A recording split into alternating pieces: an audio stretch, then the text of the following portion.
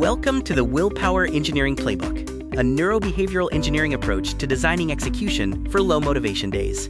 This is intended for high-capability adults struggling with consistency, and it can be applied to goals like weight loss, portion control, book completion, and studying. The core thesis is that willpower is a system, not a trait.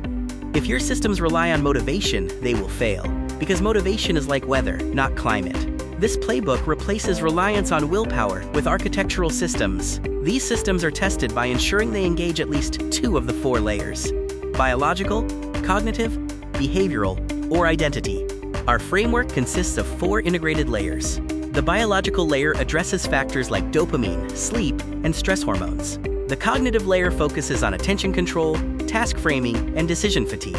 The behavioral layer deals with habit loops, environment design, and friction manipulation. Finally, the identity layer relates to self-concept and internal narrative. We now begin Section A, Diagnosis.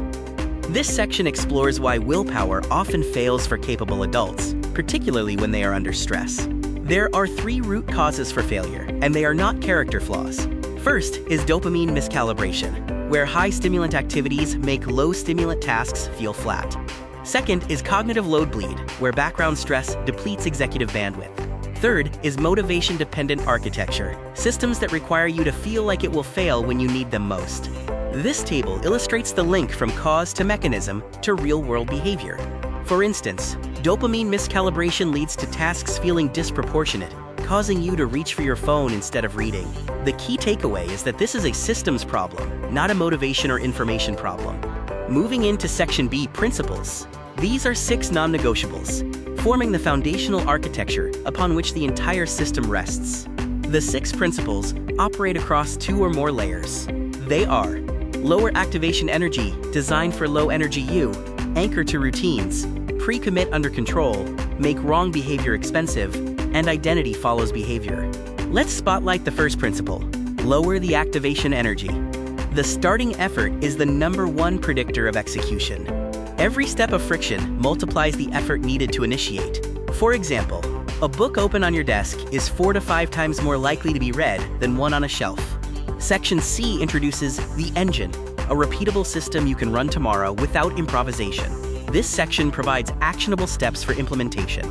This is the minimum viable day, designed for when you have only 4 out of 10 energy. It includes quick, time-bound actions throughout the day, such as drinking water and getting sunlight upon waking, and setting up the environment the night before. This low-energy fallback removes ambition and guilt, ensuring consistency. The task initiation protocol helps you start any task in under 5 minutes, every time. It involves 4 steps. Physical action first, commit to 2 minutes. Externalize the start with cues like a timer, and never negotiate in your head. For impulse control, especially with diet, remember, willpower is unreliable, architecture is not. Interventions include pre-commitment strategies, using distance to create cooling off time, environmental asymmetry, decision elimination, and the 10-minute rule for cravings. The trade-off is sacrificing spontaneous and social food freedom for ambient weight loss. Section D focuses on environment. Environmental redesign offers 5x leverage versus relying on willpower. The benefit of a one-time redesign can last for months. The friction framework is about making the wrong behavior expensive and the right behavior cheap.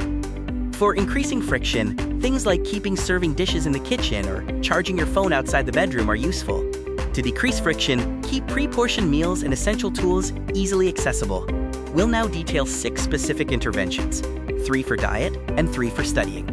For diet, use 1 plate with no serving dishes, do not buy junk food, and keep the dining table screen-free.